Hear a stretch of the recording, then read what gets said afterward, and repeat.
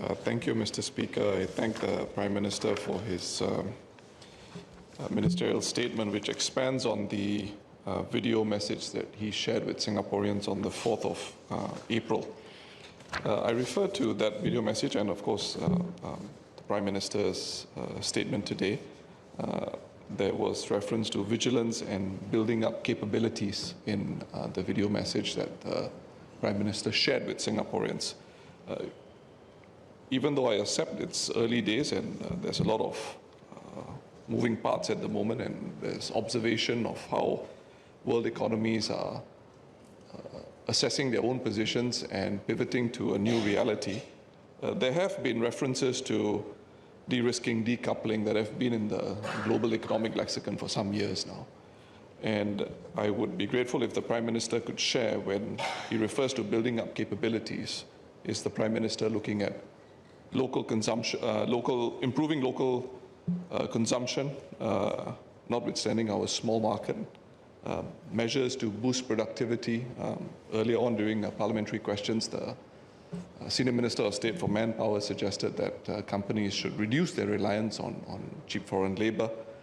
Do we foresee major structural changes in the way the Singapore economy is shaped to deal with the new future that we see, which in the Prime Minister's words is far more unpredictable than before? Secondly, Prime Minister spoke of a task force. I think similar announcements have been made by the Malaysian government.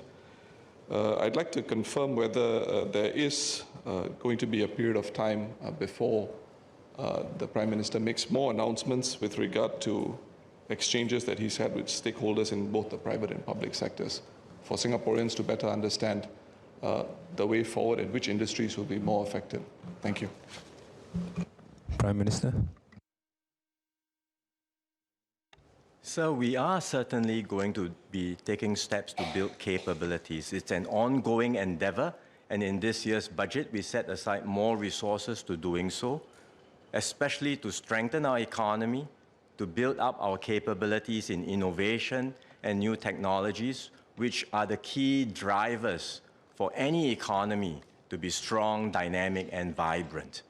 At the same time, we're building capabilities in our people, investing in human capital, investing in our workers, upgrading the skills of our workers through SkillsFuture.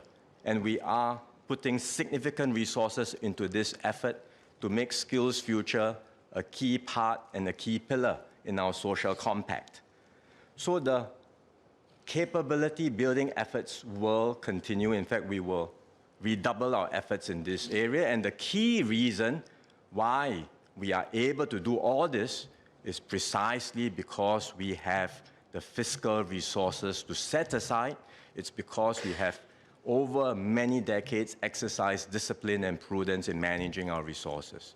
And that's why, in these difficult times, we are able to put in place the resources to build up the necessary capabilities to see us through the storms ahead.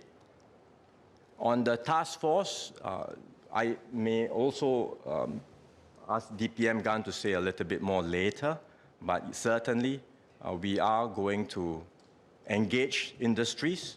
We will continue the review and the monitoring of the global situation, and if there is a need, we will provide further updates to Singaporeans as and when we are ready and as and when there is a need to.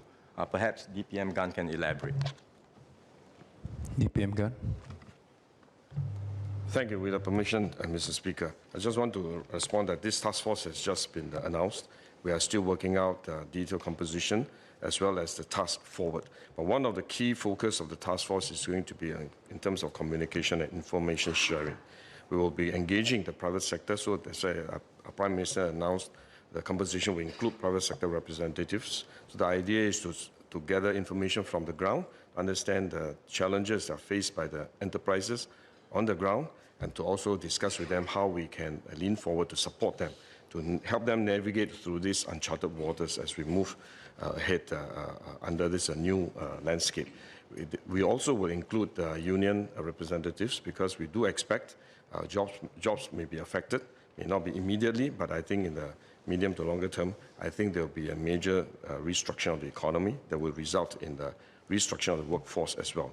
And I think, as Prime Minister emphasized, the focus on training is always the key to our transformation journey.